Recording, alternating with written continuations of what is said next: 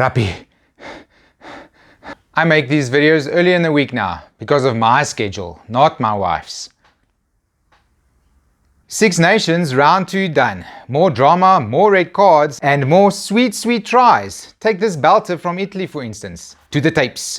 First, we've got a perfect attacking position. Scrum in midfield on the England 22 line. Scrum half Varney picks up at the back of the scrum and goes for a run on the right. As Varney is making his run, the Italian backline behind the scrum sprints to the right to keep up with him. Giant Italian centre Mori makes a run from the outside inwards and takes a pop pass from Varney going at about Mach 7. Mori crashes onto that ball and decimates the English backline. He sucks in basically everyone in the line and behind the line. Tommaso Allen, one of the guys sprinting from behind the scrum, has come around and in and takes a beautiful offload from Mori. He catches it amongst the English bodies and runs it in for a beautiful try. Italy 18, England 34. England looked pretty good against Italy, but not as slick as France. They would probably be most upset with Jack Willis's leg injury. He had his knee torn to shreds in this match and is probably out for a few months. Well, probably out for a year. For all their attacking flair, Italy should really look into a new defensive coach or a defensive coach if they don't have one, which it looks like. They leak a lot of points and it's pretty embarrassing. This has always been a hallmark of Franco Smith teams though. The Cheetahs used to score a lot of points, but they used to give up a lot as well. And since it's another loss for Italy, that means more talk about relegation. This time Sam Warburton, he said other teams should get a chance in the Six Nations. Problem is, I'm pretty sure Italy would put 40 points on any team trying to get promoted past them. Scotland at home to Wales, fresh after beating England at Twickenham. And they had Hogg and Johnny Gray and Duan van der Merwe and the Mish. And Wales just scraped by a 14-man Ireland team. Should be a simple call. Well, wrong. We were all wrong. I guess this Wales team is still filled with very good, experienced players. And now with Pivac, they have maybe the best game plan I've ever seen. Make the other team concede a red card.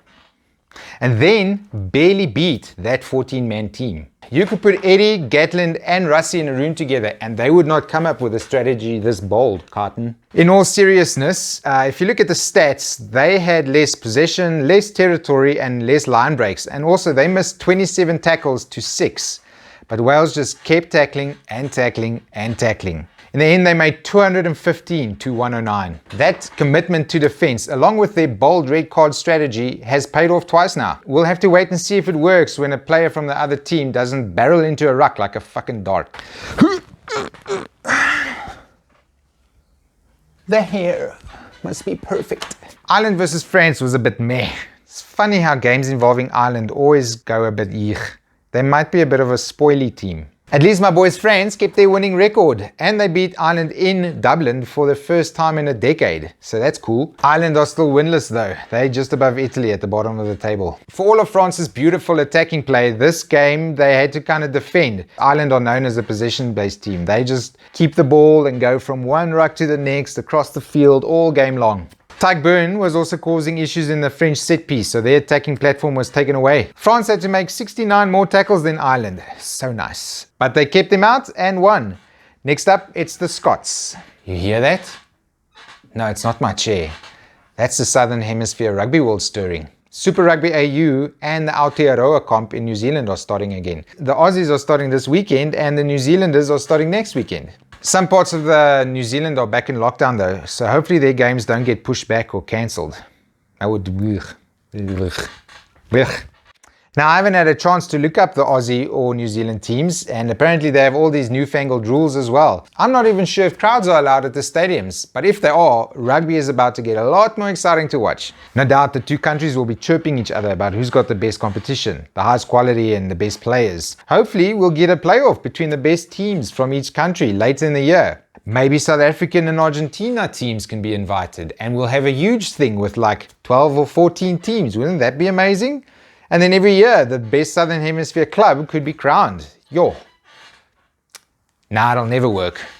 Okay, let's look at the best players of the week. Yay! Now, I know it was against Italy, but Anthony Watson made attacking look elementary. Seeing that guy run with the ball in space for once was beautiful. Federico Mori is a large man. He was a substitute, only played for 30 minutes and still made 46 meters and busted 6 tackles, most of them in a single run, to set up Tomaso Allen for a beautiful try. The love for the backline continues in game 2.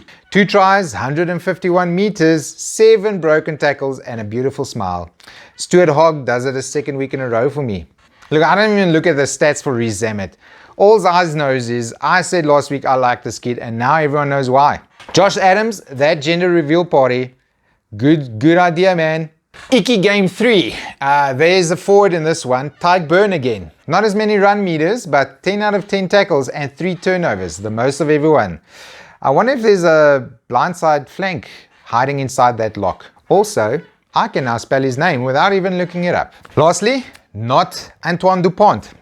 Instead, it's Mr. Charles Olivon. He's the French captain, charged with keeping that crazy bunch of genius bastards in check. He made 18 out of 19 tackles, scored a try, and has a beautiful thick beard.